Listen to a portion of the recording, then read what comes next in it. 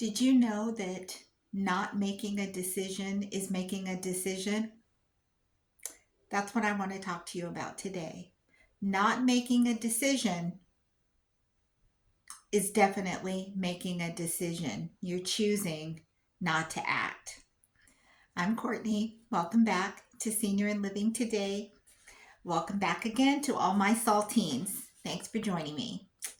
Today's discussion is about us choosing as seniors living today to not make a decision, to not write anything down, to not tell our family members what we want, what we need, what our wishes are. You're choosing not to do that is making a decision. It's making a decision saying, I'll let them decide for me. I'll let them choose. I'll put the burden of figuring it out on them. I'll let them decide. And then if you do that, are you going to be happy with the choices that they make for you? I've seen too many families where the decision is made for the senior without discussing it with the senior. Now, is that the senior's choice? Has the senior been avoiding that conversation?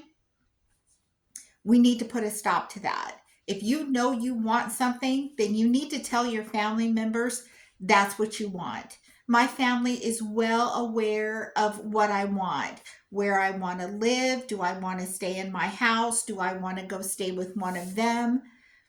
All the way down to life support. Do I want to be kept alive? Burial. Do I want to be cremated? Do I want to be buried? All those things. If you don't decide, someone decides for you, and it might be difficult for them to decide for you. And what if you have a large family? What if there are 5 children and all 5 children are like, I want mom to come live with me? Well, mom's made no decision. So now the kids are fighting.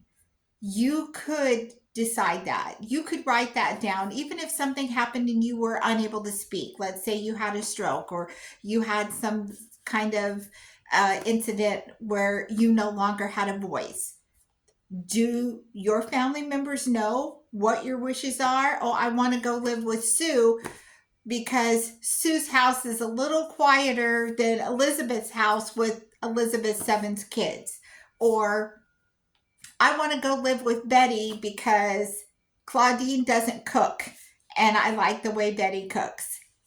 It could be that simple, but you not deciding is letting someone decide for you. And you don't have to be a senior to make those decisions. I'm in my 60s, but these are really things that people in their 40s and 50s should be talking about because things happen all the time. Things happen all the time, unexpected. You might get multiple sclerosis or any other thing. You might be in a car accident. You might have a stroke. There could be any kind of circumstance where some decisions need to be made, and you could make them. You could make them in advance by talking to your family, telling them what you want down the road. We don't know how far down the road that is.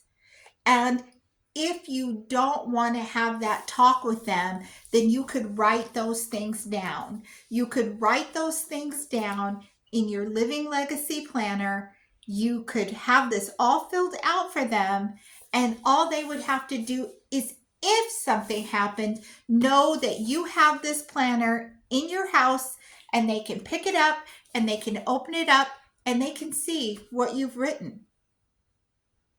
Then they don't have the burden of deciding what you want and feeling, oh gosh, guilty. Did I make the right decision?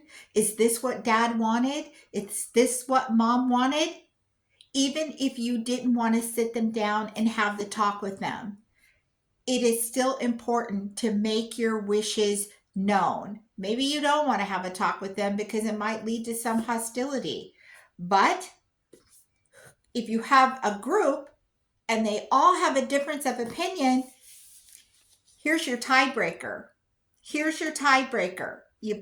Somebody pick this up, open it up and say, it says right here, this is what Dad wanted.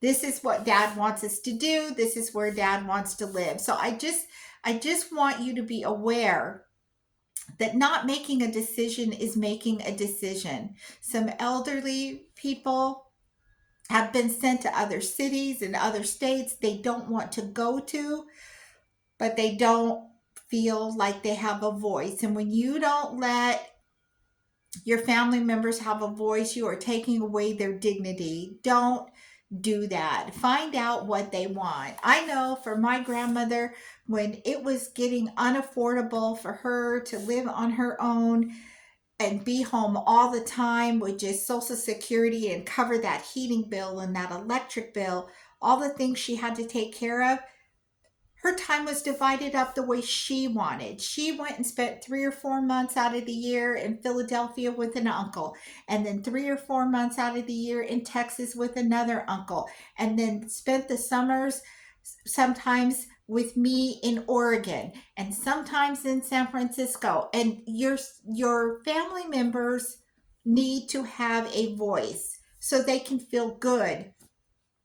They can feel good about life and they aren't walking around depressed because they're not living and living the life that they want to live. So I want to encourage you to give your family members that respect. You give yourself that respect. Write down what you want and tell your family it's all in here. We don't need to talk about it right now, but it's in here. If anything happens to me, pick this up. Here is the roadmap to what I want. So I want to encourage you, if you cannot have the talk, write it down. Don't leave anything to chance. Get yourself a copy of the Living Legacy Planner and let your family know that you have it. That's the best thing you can do to make sure you get what you want and you remain in control. So that's all for now. Please talk to your family members if you can. Get yourself a copy of the Living Legacy Planner and take care of yourselves. And I'll see you soon. Bye-bye.